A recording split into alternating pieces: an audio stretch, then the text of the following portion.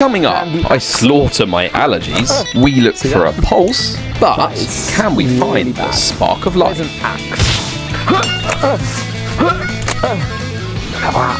This wacker plate was put here because it wasn't running. It was causing all sorts of problems. It seems to have buried itself in the ground.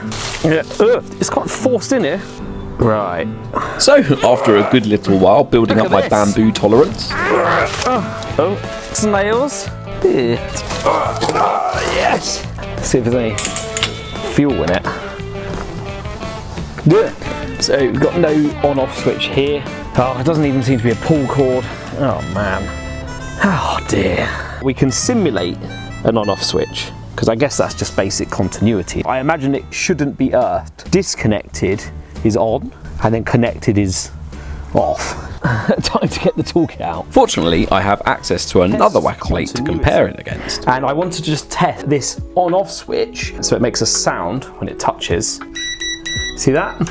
So what we need to determine, if we can stick this in, if we unplug this, we touch that on there, it's currently on off, and there is continuity when it's off, and when it's on, there's no continuity at all. So we know that without a switch, it's technically on. So that's good to know.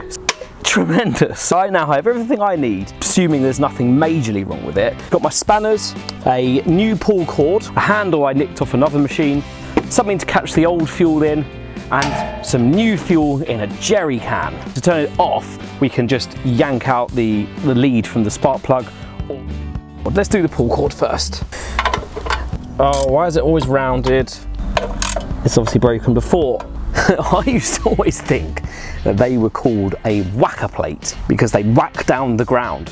But in fact, they're actually nicknamed after somebody called Herman Wacker, who was the guy who invented them. So it's a pretty coincidental name if you're in the business of whacking things down. Yes, it's undoing. So we got this off. So that's snapped. This needs to have some spring back on it, so we have to wind it up first, twice round. It's a bit tricky to do this. If you can fix a helicopter, then you can fix one of these. Or is it the other way around? Yeah, that's got some nice spring load on it. And that reminds me, oh! Stupid thing! Definitely some creature moving over there. It probably lived in the wacker plate, so probably just unsettled some poor creature's home. So, after repeating that entire process... Excellent. I am releasing an Audi TT restoration video. I bought the Audi for £350, but it's a 6-part series. If you want to watch that, hit the subscribe button. It was a really cool project. So the main things we've got to do now the pull cord's sorted is have a look at the spark plug, take the carburetor off to ensure that's all clean. We're also going to drain the fuel out and just put some fresh fuel in there. Okay, so there's no air filter in there.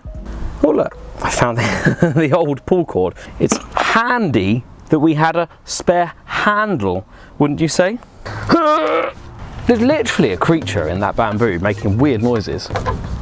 Right, so that's come off. That seems to be the hose which goes from the fuel tank down into the carburetor. Okay, excellent. Yes, we've got the spark plug. I think we might have found the reason why it's not starting. That is really bad. That's the disgusting fuel. That's really brown, isn't it? Right, screwdriver on there to scrape off the real crap. Sort of cleaning. And that's looking really rather nice now. Well, that worked. We've got the carb here. It's very dirty and oily. Get rid of anything that's in there because that's old fuel as well. Ugh. Oh, that is horrible fuel on my hands. I'm happy with those things, and that goes on there. Will it start? Oh, good grief, that's quite heavy. That's a nice handle on there. Funnel for this. Okay, well that's enough fuel to get us going, and let's see what happens. Oh, that's not good. Oh dear. So, after a long while trying to unseize the engine, which was refusing to turn over, I thought I would remove the spark plug to check that it was a compression-related issue. And as soon as it was removed, it turned over completely free. So that means that it's likely that it's all carboned up inside the combustion chamber. But after nearly giving up, I thought I would change tact and remove the exhaust, give it a bit of a tap, and then we'll give it another go.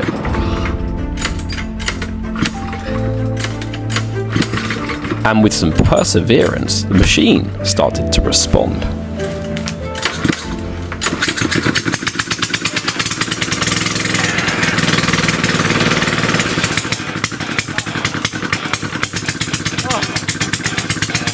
Awesome. Okay, right. We now know that. Oh, yes. Excellent. So, if you'd like to join on more adventures, hit the subscribe button, and it's extremely encouraging to receive a comment and a like.